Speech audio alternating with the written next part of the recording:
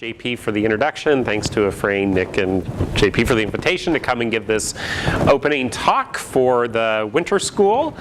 I was charged with giving you an overview of materials discovery and synthesis as it pertains to quantum materials, and I will try to do that.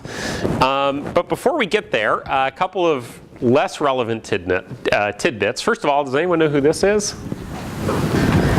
You're all too young. It's Steve McQueen, who is a famous actor. And I didn't have to Photoshop this because his real name was Terrence. And so he was sort of known for riding motorcycles drunk and this kind of stuff. And so I often get asked if I have any relationship to Steve McQueen. And the short answer is not that I know by blood, but my uncle did ride motorcycles with him. So it is a small world. Going back to the various departments that I'm affiliated with, I guess this runs in my academic family because my PhD advisor a long time ago at this point got his degree in metallurgy, was one of the top cited physicists in the world, and was in a department of chemistry. And so I guess that's kind of reflected here and sort of how I do my business. Now, what this is over here is, if you don't know what this is, you certainly will by the end of the school. This is an optical floating zone growth of a novel electronic material. John Mitchell on Wednesday, I think, will give you a large sort of introduction to a lot of what's going on with this. All I care about what you see right now is just, you see all the fuzziness in this video? That's not an artifact of the camera or light or anything like that. That's actually from the fact that this particular sample is bathed in 300 atmospheres of oxygen. And to give you an idea of what 300 atmospheres of oxygen is like, that's about the quarter of the density of liquid oxygen. And when you're at 2500 Celsius, which is about the temperature of this particular sample, it is 25% atomic oxygen atoms, which is highly corrosive. And one of the great challenges in doing this kind of experiment is actually to make sure your seals last for a day. So this kind of environment does exist in other places, like in rocket engines. Okay? The difference is, in a rocket engine, you need it to last for 4 minutes, not a day. And that's a big difference in terms of the engineering. Okay, so enough of that stuff. So what am I really going to tell you about? Well, if we're going to talk about quantum materials, we have to define it. And I'm going to tell you what a materials life cycle is, too. Then we'll talk a little bit about designing them, making them, figuring out if you actually made what you wanted to make, the central role of defects in behaviors, and how to find new things. And if I have time, which I won't, I might tell you very briefly about quantum magnets, but that's okay because our next speaker is going to tell you lots of wonderful things about quantum magnets. So if you go and you read National Academy reports from the 1970s and you look up materials life cycle, this is the picture you get. Which is to say, you get ore, oil, wood from the earth. You harvest it, drill it, mine it, do stuff to it, make stuff, go through this. You get waste, and then you can either dispose of it, in which case it becomes part of the earth again, especially over, 1 million years or 3, or you can recycle it and do it. Now, this is not what we mean in quantum materials by materials life cycle. Here's what we mean. What we mean is you're trying to do something useful. And so you identify the need. Maybe it's cheaper energy. Maybe it's, quantum computing. It can be lots of different things. And you say, what materials properties do you need to actually make that happen? And then you enter what is now very popular, materials by design loop, where you make things, measure them, see what they actually do, develop models, use those models to design your next set of materials, and go back in it. And you don't go around this loop once, you go around it many, many times. And if you're in an industrial research setting, you have a specific thing you want to do, and you go around and around this really, really fast, and anything that's not directly related to what you wanted to do, you throw out. The advantage of an academic research setting is you still can go around the loop really, really fast to do something, but when something unexpected happens, which is often, you actually have the opportunity to explore it. And that, at the end of the day, is where discoveries come from. It's really a question of asking questions. Why did that happen? That's not expected. How does that fit with our knowledge? So, did any of you participate in this? This was a few years ago. There's always 1 or 2 people who did. So what was this? This was run by Reddit on April Fool's Day, I think. And what they allowed was one person, each person who logged into Reddit, could change the color of 1 pixel of this image every so often. It was every few minutes. They had millions of participants from around the world, and all of this beautiful structure emerged. Right? Now that structure, of course, reflects humans, because this was millions of humans participating in this group thing. That's an example of emergence. And quantum materials, I'm going to define more precisely in just a minute or 3, but you can think of as being the electron or other fundamental particle equivalent of this kind of emergence. So with electrons, of course, they repel each other because they're charged, but they're attracted to nuclei, 2 very simple interactions, and you get complex behavior, like superconductivity, which when it was discovered in 1911 was completely unexpected. The question was, does resistivity go to a finite value? Does it go up? Or does it go exactly to 0 at 0 Kelvin? And the answer for mercury is it did none of those things.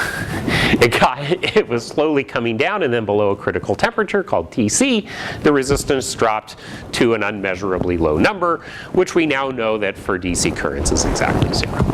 And this, of course, already impacts our lives, MRIs, or for science, NMRs for chemical structure determination, routine technique. You can do less useful things, levitate sumo wrestlers. Levitating trains is probably more important. So what are quantum materials? So this is a word that's been around for a long time, and in the last 3 or 4 years it's really started to gain sort of a broader awareness, so to speak, and it's fun. I can find some popular TV shows and whatnot that actually reference quantum materials, and oftentimes it's in the context of a joke. Oh, to make it interesting, just put the word quantum in front of it. So what do we actually mean? So if you write reports like this one, and you read this report, Quantum Materials for Energy Relevant Material, you find that pretty much everything that's a material is defined as a quantum material. And that's what happens when you write reports, is basically you get the union of all of the interests of everyone who helped write the report. I think a more sort of practical definition of a quantum material is, of course, everything's quantum mechanical, okay, at some very basic level. But the fact of the matter is, most of the time, we don't have to worry about quantum effects, right? We don't have to worry about you diffracting when you walked through the door this morning into this lecture hall, right? And there's a very good reason for that, which is when the number of atoms scales to a large number, when the sizes and energies and momentum scale in a particular way, we recover classical behavior, right? And that's why Newtonian physics works for most of the things in our everyday lives. And that's a good thing. But just because for most materials we get the degeneracy to classical behavior doesn't mean that for all materials we get a degeneracy to classical behavior. Okay, and in fact a superconductor is a very well-known example of an exception to this. So do the thought experiment. Make a ring of a superconductor. You can get a current running through that ring. Okay? Now that current is running through the ring and it's 0 resistance in DC, so it can run forever. But now I have a question. How does that not violate perpetual motion? If you have electrons going around in a ring, sounds like something's moving. But it's absolutely true that electrons can go around the ring of a superconductor forever, at least as far as we know. So how do we reconcile that? Anyone know? Huh? That's a good thought, but no. Well, no, because interstellar space is cold enough that many things superconduct in interstellar space without having to cool them. But it was a good thought. It's actually much simpler. It's when you have a current running through a superconducting loop, actually, as that current flows through the loop, there is no change in the thermodynamic state of the system. And because there's no change in the thermodynamic state of the system, there's no work being done or anything like this, so it really is not a perpetual motion machine at all. But then you should ask yourself, well, what is it that's moving? How is it that you have a current running around a superconductor? And the answer is, it actually has to do with the phase of the wave function. So the wave function in a superconductor is what's called phase coherent below Tc, which means the electrons have a well-defined phase with respect to each other. And so a superconductor does what it does because of quantum effects that haven't gone away. So that's what I would call a quantum material. And some of the things on this list qualify and others do not. Okay? At least in my opinion. But here's a question. Even if you know what to make, how do you know how to make it? And that's where my chemistry background comes in. But first, you have to know what to make. So by the way, you guys look like you're early morning dealing with a snowstorm. Interrupt me. Ask questions, okay? It shouldn't be a one-way content delivery. So what to make? So you're going to hear more about quantum spin liquids in the next talk, but I'll introduce the basic idea. So an electron has a spin. Because electrons have spin, if you have multiple sites, each with an electron, there are spins, one on each site. And since a spin can be spin up or spin down, there's a degeneracy of states here, right? There are multiple patterns of spins, okay? Multiple states, which means there's an entropy. So as you cool to 0 Kelvin, that entropy has to go away somehow. The naive way, or simplest way, to make entropy go away, the classical way to do it, is to adopt what's called magnetic order. Right, is basically, so in this case, this is simple antiferromagnetic order. One spin decides it's going to be spin up. Its immediate neighbors are spin down. The next one spin up, spin down, spin up, spin up, spin down, spin up. So the alternating checkerboard pattern. And which is to say, if I now try to flip a spin like the one in the middle and make it spin down, that's now a higher energy state. So the system has selected one state as a low energy state to get rid of the entropy as you go to 0 Kelvin. Okay? That's one way to do it. And those are what are called classic orders. So there's on a square lattice, here's on a triangular lattice. An example of a classic order. They adopt a more interesting state. This is a 120-degree state. But again, what's happened is of all the possible spin configurations, the system has found one that's lower in energy than the others to get rid of the entropy.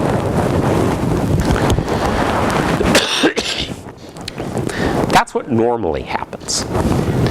But there have been proposals of various kinds for a long time that in some materials something more interesting will happen. Which is to say, the electrons, pairs of electrons on adjacent sites, will still pair up antiferromagnetically. And this is called a valence bond because it looks an awful lot like a chemical bond where you have two electrons that form a bond between elements. Okay? So these are a singlet, or they could be triplets, but they're a valence bond. And the idea is that these systems pair up into valence bonds, but these bonds, as a function of time, if you take sort of snapshots of where the bonds are as a function of time, it's not static.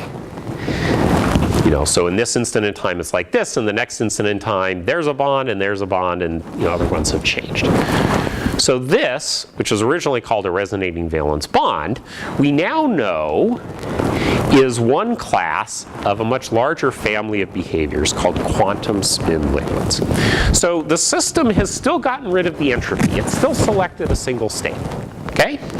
But that single state, if I try to draw it as individual spins with individual spin directions, is a mixture of a whole bunch of these different configurations. Does that make sense? So you can think of it as 1 over square root of n times this one plus 1 over square root of n times all the other possibilities. So it's adopted a single quantum state. So that's how the entropy problem goes away. Okay? But it's not a classical state. It's not one where I can draw a simple picture and say, here's what the electrons are doing on individual sites. And in fact, it gets its name because if I look at an electron on one site, it looks like it's fluctuating up and down with time.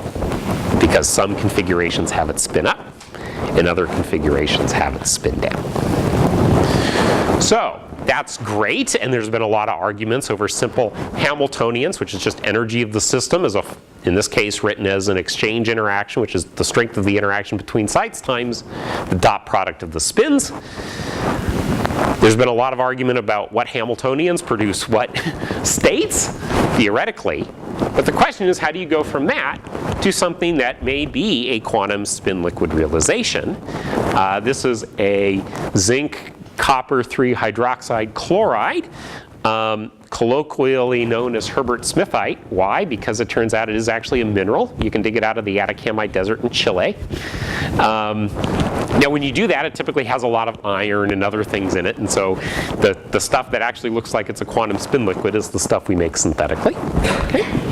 And it has what's called a Kagame lattice, so corner sharing triangular lattice of copper ions, which are magnetic. And the triangular lattice is very effective at making you ready to be a quantum spin liquid, because if you have antiferromagnetic interactions on a triangle, there's intrinsically a degeneracy there.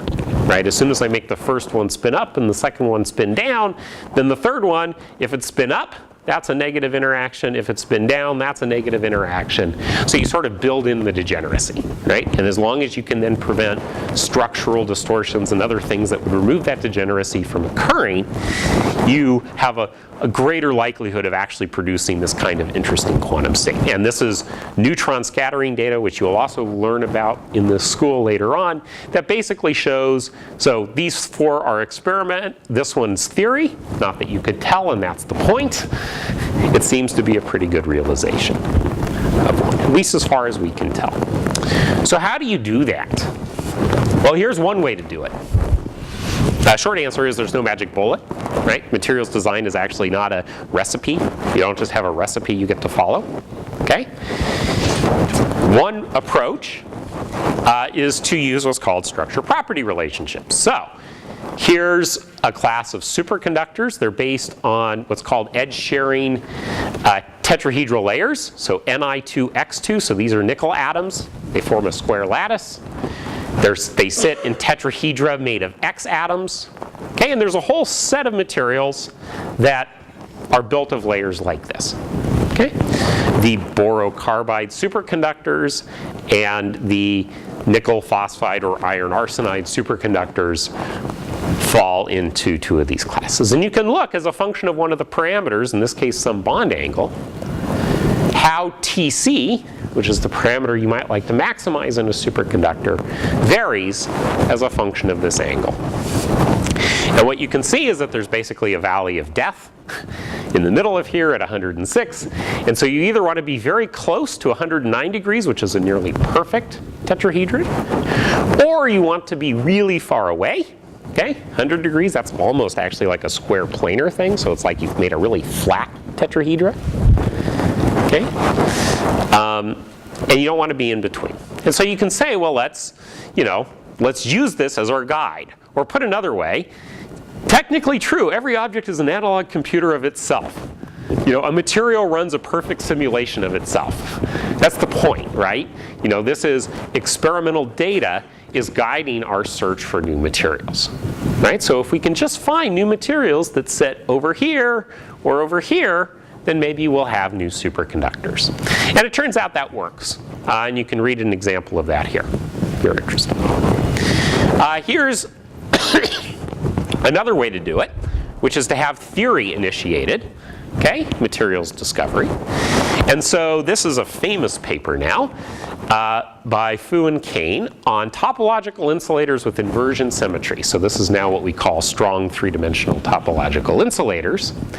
And many of the concepts that was introduced for topological material. So what's a topological material?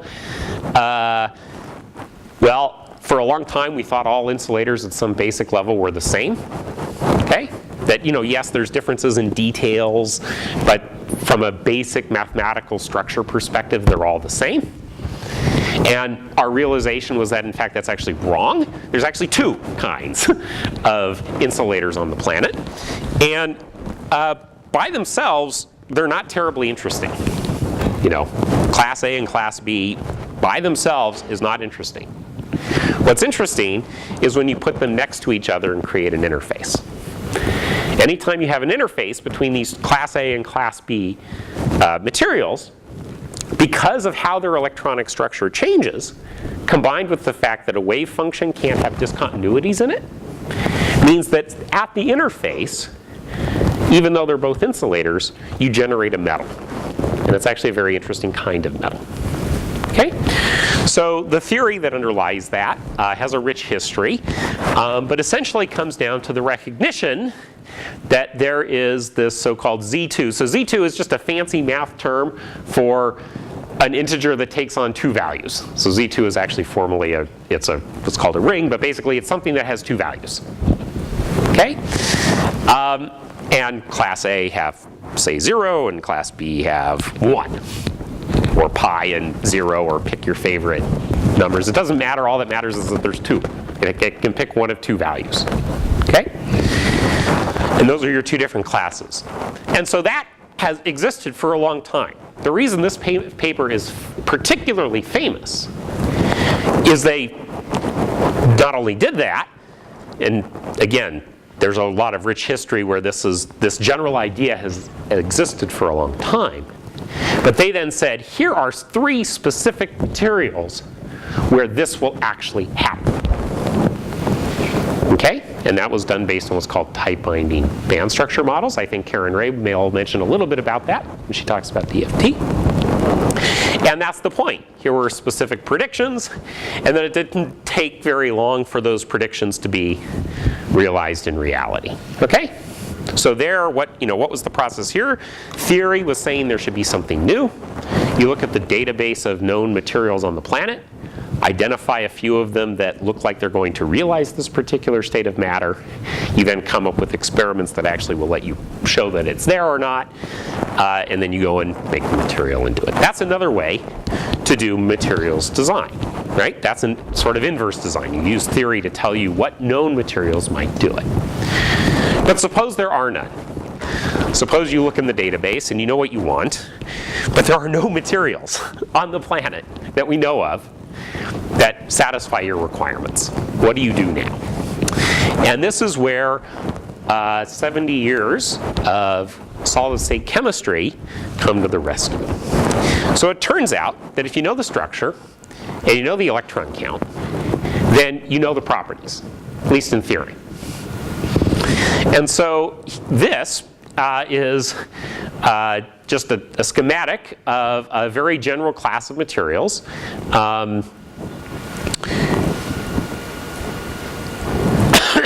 Which includes the perovskite family and other things, depending on which atoms are filled and which atoms are empty. Okay? But it's the closest packing. And so what's going to be relevant for our discussion right now is let's just consider the atom in the middle here, which then sits, which is red, which sits in an octahedra of black atoms. Let's suppose that that red atom is a transition metal. If it's a transition metal, then its unpaired electrons, which are the frontier or valence electrons, the ones that are going to drive most of the physics, reside in d orbitals. And those d orbitals have particular shapes. So dxy, so this is the x in the y direction, dxz, or dyz, dxz, dx squared minus y squared, and dz squared. If you're interested in the terminology here, basically the subscript is telling you where nodes are. So a wave function has nodes, right? That's where the wave function changes sign. And so this is just, there's a node here, there's a node there. Node at x equals 0, node at y equals 0, here a node at y equals 0 and z equals 0, so on and so forth, right? Node at x squared minus y squared equals 0, which means the 2 lines, right?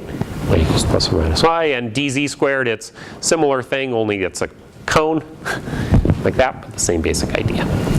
Okay, so those are the orbitals that the electrons sit in. Those are the places in space where the electrons reside.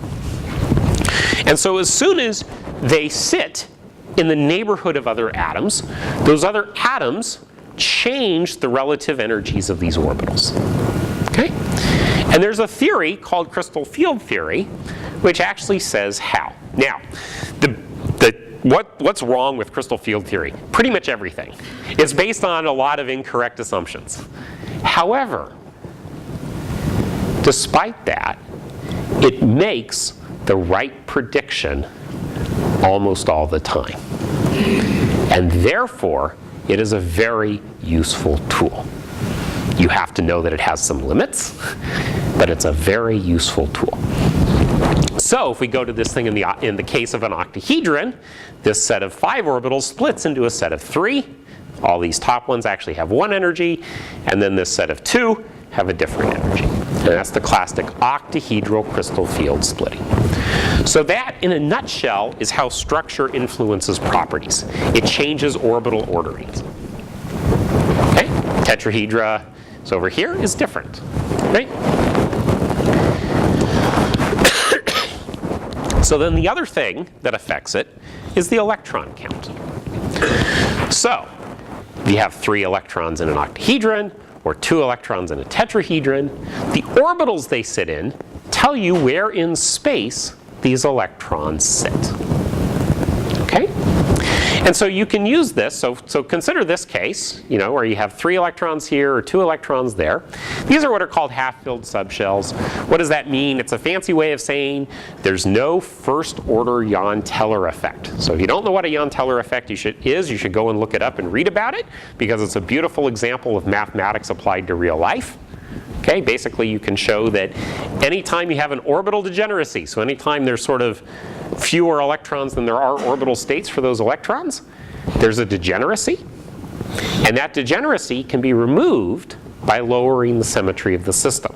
And that's called a Jahn-Teller distortion. So you know that both of these are not Jahn-Teller active. They're not going to distort for first order Jahn-Teller. Here, both of them are first order Jahn-Teller active, and so at low or at high temperature, depending on the energy scale, the structure will distort. And you can use that to your advantage. And I'm going to show you how. So here's now the structure, which is a perovskite. So how many of you know what a perovskite is already? Probably just a few of you, half of you, okay, give or take. So what is a perovskite? So you can think of a perovskite. General formula is AbX3, where A is a cation like strontium, B is a cation like titanium, and X is an anion like oxygen. And so what happens? The BX3 form a 3-dimensional network of corner-sharing octahedra. Okay? So perovskites are thought of as 3-dimensional materials because of the 3-dimensional network of corner-sharing octahedra with the strontium or related A cations in between. Does that then mean that the electronic properties of perovskites are 3-dimensional? Well, we're about to find out. But before we find out, let's point out that there's then a series of compounds called Ruddleston poppers, where you can basically interleave perovskite with other things and make 2-dimensional layers. Okay? And so naively, just looking at the structure, you'd say the one on the left here is 3-dimensional, right? And you'd say that this one is 2-dimensional because it's got well-separated octahedral layers. And then you would say this one is somewhere in between, right? And you'd be wrong. Make a long story short, you'd be wrong. The polyhedral connectivity is important, but it really determines orbital overlap. And so, for example, you can have this 3-dimensional octahedra, but if the electron count is such that you have 1 electron in a dx squared minus y squared orbital, then that makes the system electronically 2-dimensional. Because the crystal field makes this orbital sit in a particular direction, and because of that, the direction perpendicular to it, right, does not have any electron density, so there's no interaction between layers. Right? So it's very dangerous to just look at the structure and say, here's its dimensionality electronically. Because it's not the structure that determines the electronic dimensionality, it's the orbitals that the electrons are in and how those orbitals overlap. Now, those of you who are in the audience who do this for a living know that oftentimes if you have this structure is then no longer cubic. One axis typically changes to be different than the others. But that's not always true, or it does not always appear to be true. Okay, and we'll get to that when I talk about structure determination in just a minute. Or here's another example. Suppose I have this electron count instead, still a three-dimensional connectivity, but all the orbital overlap is only along one direction. So this is effectively one-dimensional. Okay? And you can find many examples of all of this kind of stuff. So yes, connectivity is important, but it's not the only thing, right? It's connectivity, basic structural connectivity determines how orbitals overlap, but it's the combination of that with the crystal field splitting, with the electron count, that determines what the actual dimensionality of the electronic behavior is. Okay? So how do you know if you're going to form a perovskite structure? The answer is, it's all about size. So, you know, at the end of the day, atoms arrange themselves in particular patterns because they want to form bonds. Okay? But it turns out that size is a good proxy for understanding how densely packed things can be. Because the way to think about that is, the more bonds you have, the more stable you are. So at a very basic level, systems want to maximize the number of bonds they make.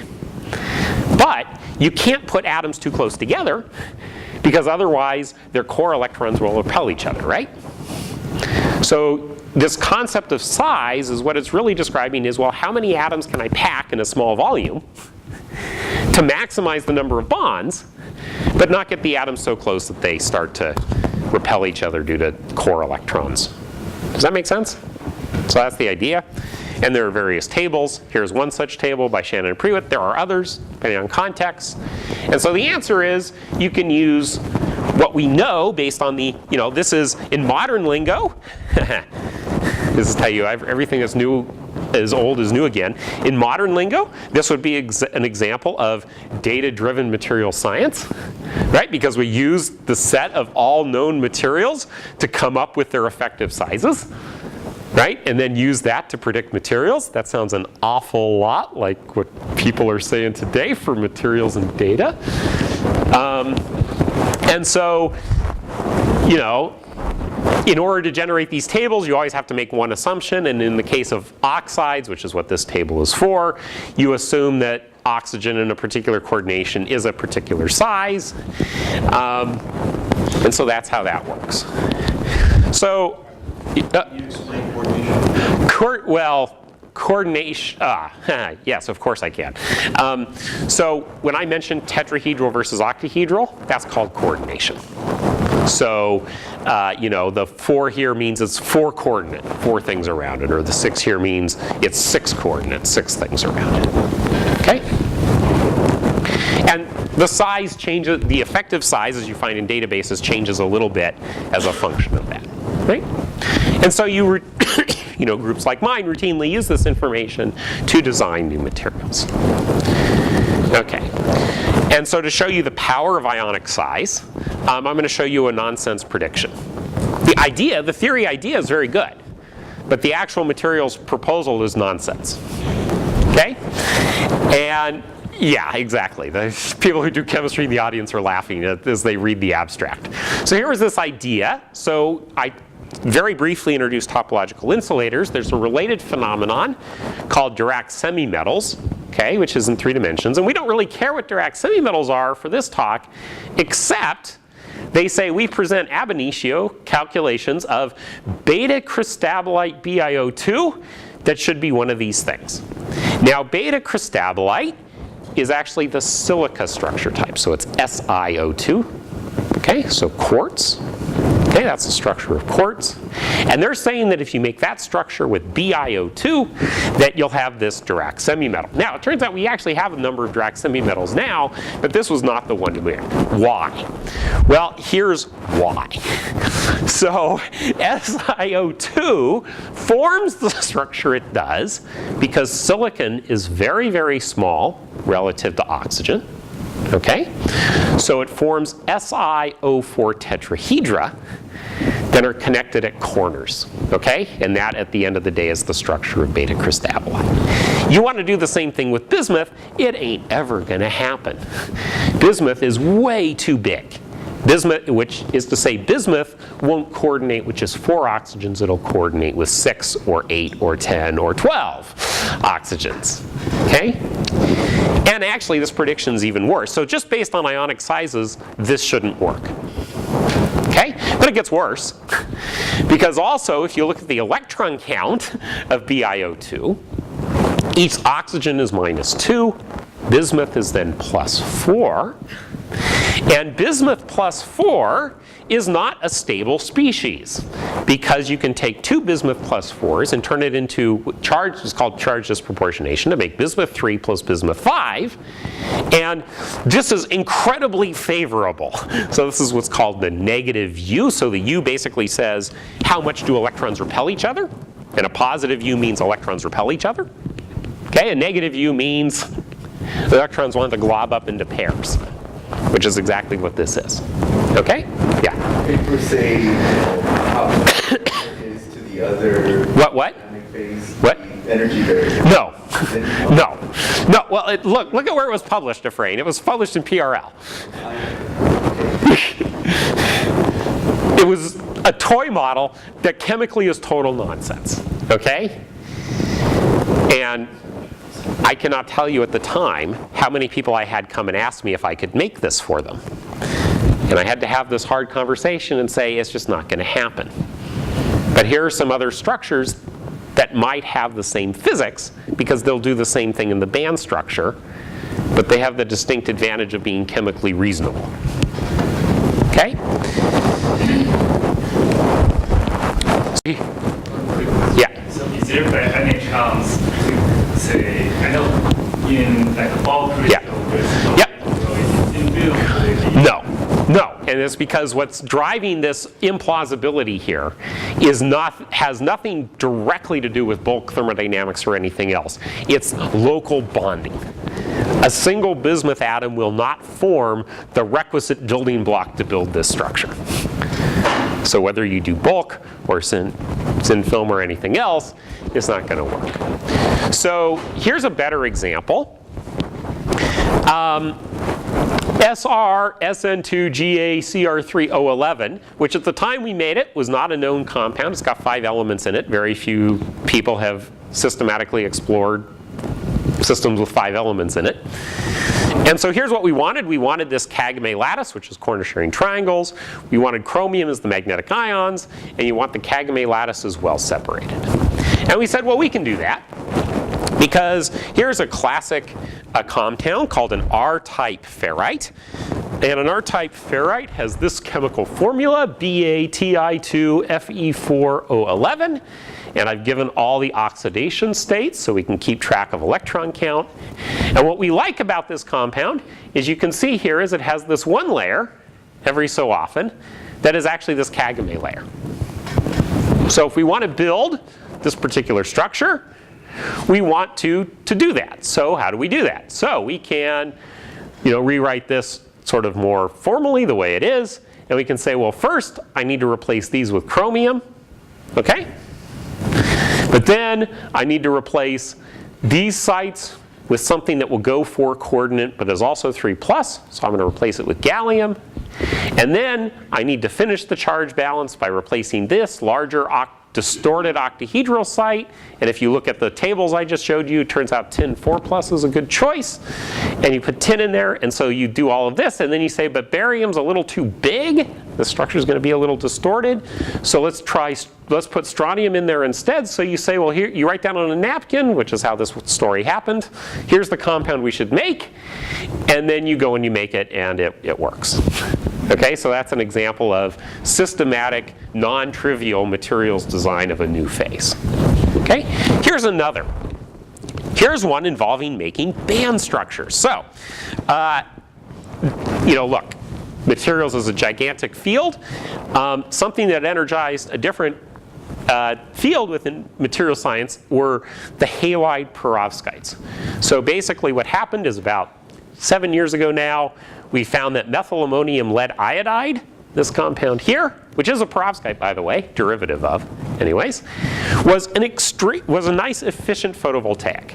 Now, it actually wasn't nearly as efficient as silicon or anything else, but here was the remarkable thing. You could take methyl ammonium iodide, which is a precursor for meth, so it's pretty available in Baltimore, combine it with lead iodide, grind them together in a mortar and pestle, just take a little bit of it out with water, squirt it on a glass slide that's coated with indium tinoxide or whatever, and you had a functional photovoltaic, one that you could shine light on and measure a voltage. That's what was remarkable, is that you could make this stuff riddled with defects, and it still actually performed as a photovoltaic. Silicon, if you do the same thing with silicon, you get no response whatsoever. So that's what was remarkable. And there are, as with all good problems, there are 2 to the n, where n is a big number, theories of why these behave the way they do. One of those theories we were interested in testing by systematically designing materials. That's like the ultimate test of a theory, is does it let you predict new things. And so the requisite band structure is you wanted to have an indirect gap semiconductor. So what that means is the lowest energy transition from filled states to empty states has a change in crystal momentum. And we want that indirect gap to only be 60 to 100 millielectron volts lower than the direct gap. So how do you engineer that systematically?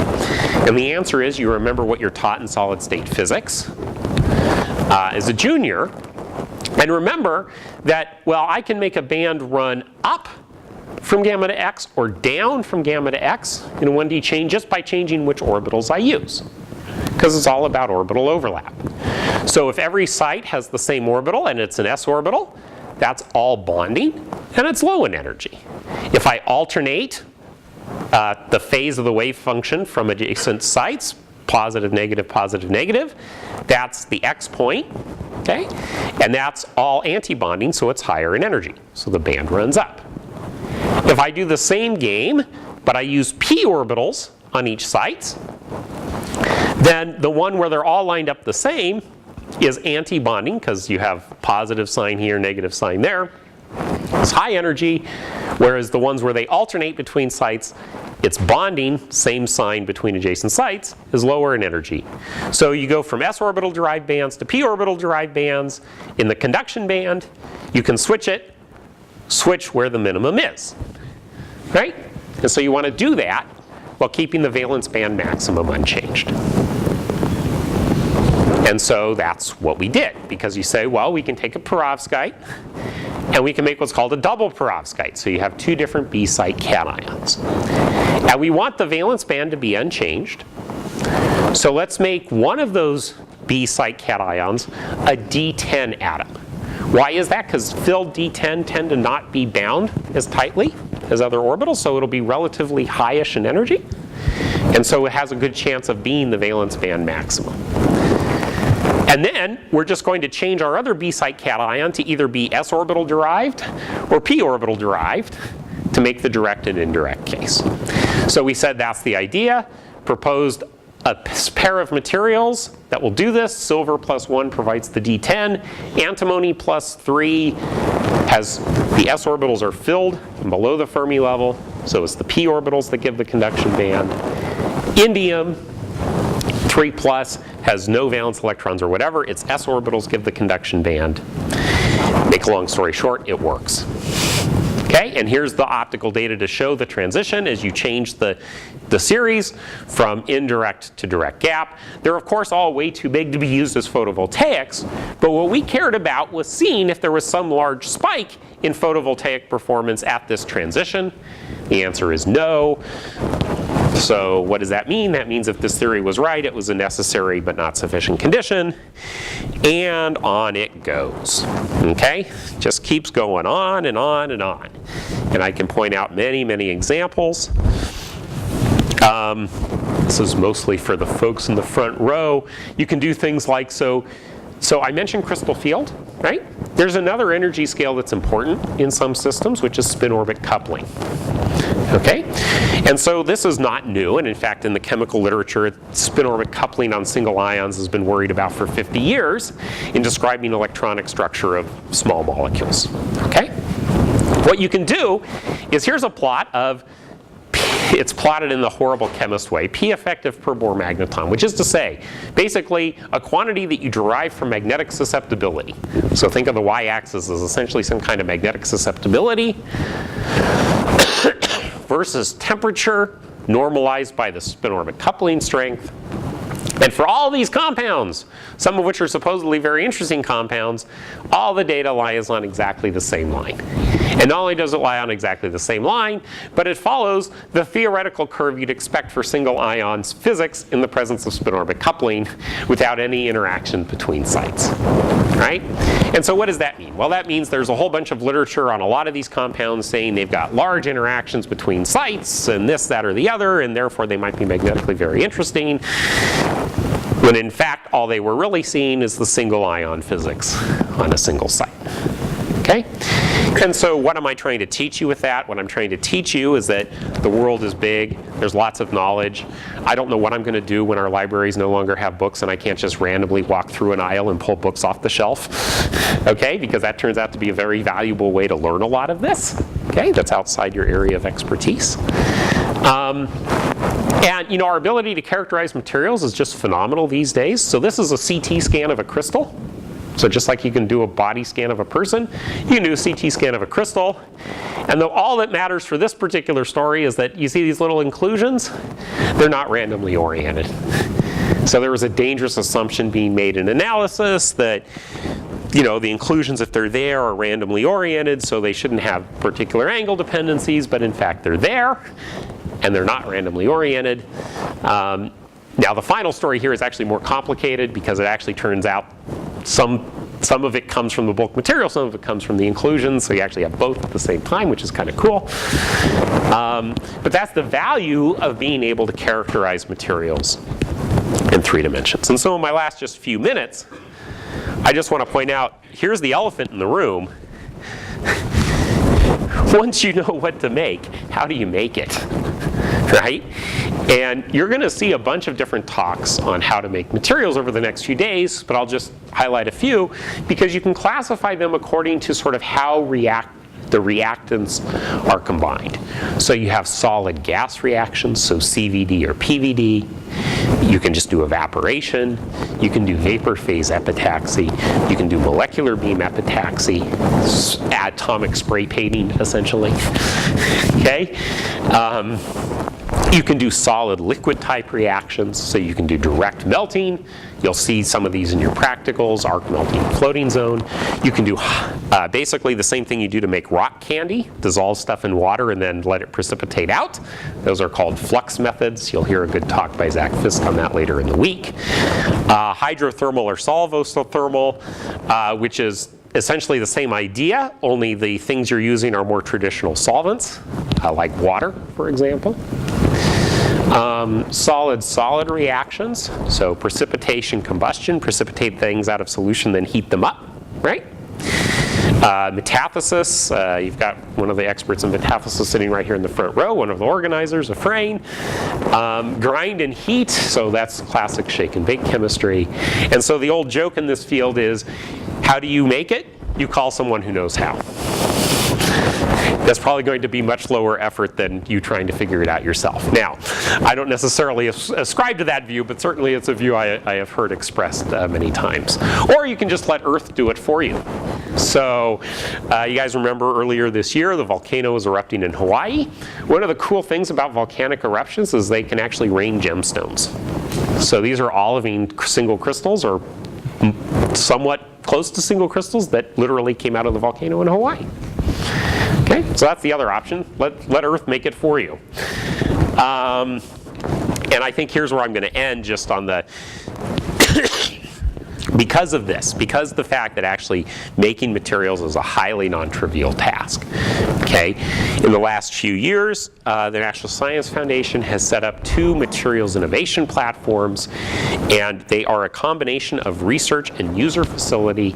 And what they are really designed to do is to help the community tackle materials design and, in particular, synthesis, because of how hard that is. And so There's two of them. The first one is the 2D Crystal Consortium, which is at Penn State. As you might guess from the name, the focus there is on layered two-dimensional materials. Think transition metal dichalcogenides. Okay, if those are the kinds of materials that interest you. Then there's the other MIP, which is the one I'm a part of, which is Paradigm. We call ourselves Paradigm because Platform for the Accelerated Realization, Analysis, and Discovery of Interface Materials is a mouthful. And yes, we know we forgot the G, but there's a story there.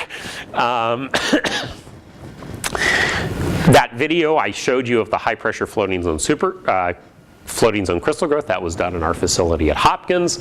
It uses a single crystal of sapphire that's that big. Is the pressure chamber. Those are available courtesy Apple, because they invested about $1 billion in the development of high-strength, high-quality sapphire. Mass spectrometry during growth, that's how you learn what's actually going on chemically. A whole suite of capabilities. Here's the punchline. It's available to you at no cost if you submit a proposal. And the proposal reviews well. And we have summer schools. We have our summer version of this kind of school, but in July at Hopkins, but it's going to focus really on using big data for materials discovery, so more of a data focus this year. The Cornell Summer School on MBE plus ARPES will also be the same dates. If you and your group mates have interest in those, you're welcome to go. Data is an important part of our lives, and so now let me just skip,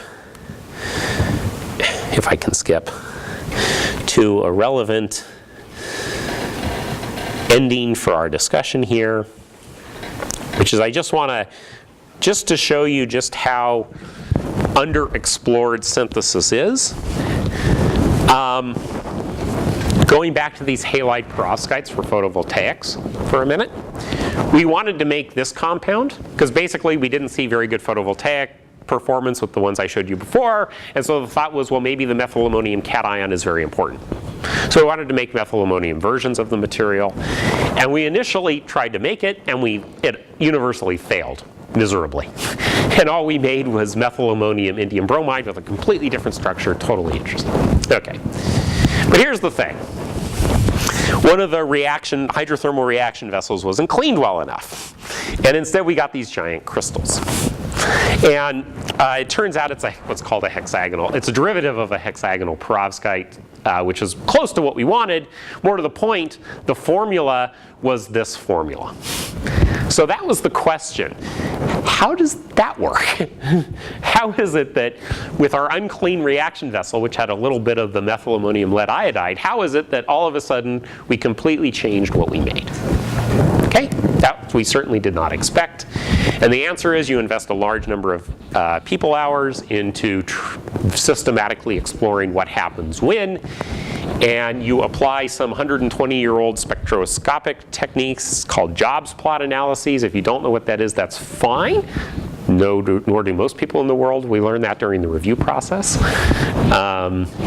It's a way to basically determine, if you have things dissolved in solution, what the stoichiometry of the things dissolved in solution is, spectroscopically, without having to do any atomic scale visualization of any kind. And it's very powerful as a result of that. And so what we actually figured out was that basically methylammonium lead bromide or related species would help dissolve the silver bromide. And once the silver bromide was dissolved, it would be able to react with the methylammonium indium bromide to make our target product. So in some areas of the chemical literature, this would be what's called a phase transfer catalyst. It's solubilizing one thing in another, and thus changing the composition or the concentrations, and thus changing their what's called chemical potential, and thus changing the thermodynamics, and thus changing what phase is stable. We don't use the word catalyst in our paper on this, though, because as soon as you say solid state material and catalyst, everyone yells at you. When in reality, that's exactly what this is. It's a phase transfer catalyst. It is solubilizing one species in a different solution. Okay, it's no different than a crown ether dissolving salts in hexane, okay, which normally doesn't happen.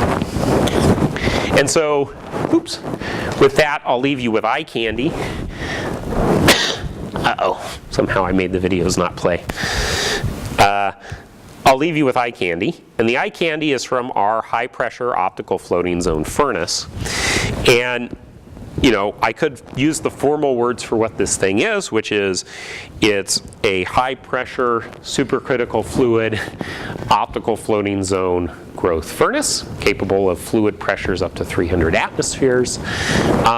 And so what you really want to look at in the videos is not the rods, but actually what's going on between the rods, okay, where you can not see the gas and now you see the gas, and that's the point. It's turned into a fluid.